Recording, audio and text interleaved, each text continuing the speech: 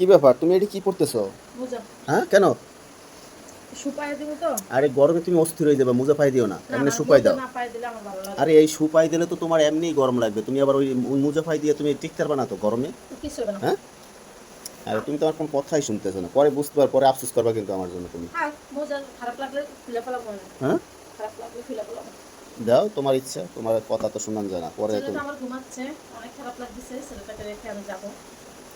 তো নিজের কাজের গতিতে তো নিজের যেতেই হবে, কিছু করার নেই।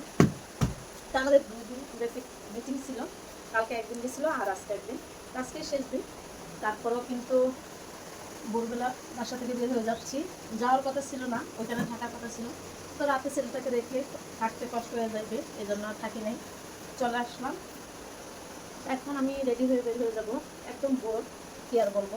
বাকিদের ওয়েদারও অনেক সুন্দর আছে, মার্শাল্লাহ। আর আমার এই শুগুলো কিন্তু অনেক সুন্দর, লোটোর। আমি সবসময় লোটো ব্র্যান্ডের শু জুতা পায়ে দিই, মার্শাল্লাহ। পায়ে দিতে অনেক আরাম। তো আপনারা সবাই কিন্তু লোটোর শু কিনে নেবেন, পায়ে দিতে সেই মজা সেই।